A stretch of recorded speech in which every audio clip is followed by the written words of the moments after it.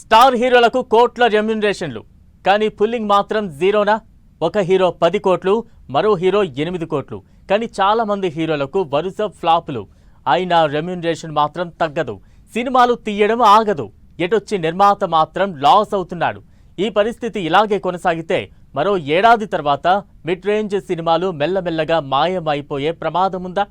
మరి దీనికి సినీ హీరోలు చెక్ పెట్టబోతున్నారా? ఎవరు లాస్ కాకుండా అందరికీ డబ్బులొచ్చే చిట్కా ఏదైనా ఉందా?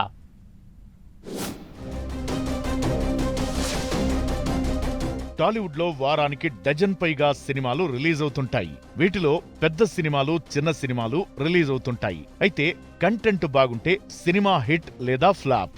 తరువాత షో నుండి థియేటర్లు ఖాళీ ఉండాల్సిందే. ఇది ప్రతి వారం జరిగేదే. టాలీవుడ్ లో నెలకు ఒక్క సినిమా హిట్ అయితే మిగతా సినిమాలు అలా వచ్చి ఇలా పోతుంటాయి. ఇందులో పెద్ద హీరోల సినిమాలు కూడా ఉంటాయి. దీంతో నిర్మాతలు ఒకేసారి డమాల్మని కింద పడిపోతున్నారట. దీంతో మళ్లీ నిర్మాతలు సినిమాలను నిర్మించాలంటే చాలా కష్టపడాల్సి వస్తోందన్న టాక్ వినిపిస్తోంది. ఈ మధ్య స్టార్ హీరోలు, టైర్ 1 హీరోలు, టైర్ 2 హీరోల సినిమాలు కోట్ల బడ్జెట్తో తీసినా కనీసం లక్షల్లో కూడా రావటం లేదని నిర్మాతలు వాపోతున్నారు. అయితే ఈ సమస్యకు చెక్ పెట్టేందుకు ఇప్పుడు హీరోలు షేరింగ్ పద్ధతికి గ్రీన్ సిగ్నల్ ఇస్తున్నారట. ఈ కొత్త పద్ధతిలో హీరోకి రూపాయి కూడా ఇవ్వకుండా సినిమా రిలీజ్ అయిన తరువాత వచ్చే వసూళ్ల లాభాల్లో నిర్మాత, హీరోలు షేరింగ్ చేసుకునే విధంగా ఒప్పందాలు చేసుకుంటున్నారని టాక్. ఈ చిట్కాతో హీరోలకు వరుస సినిమాలు వస్తుంటాయి.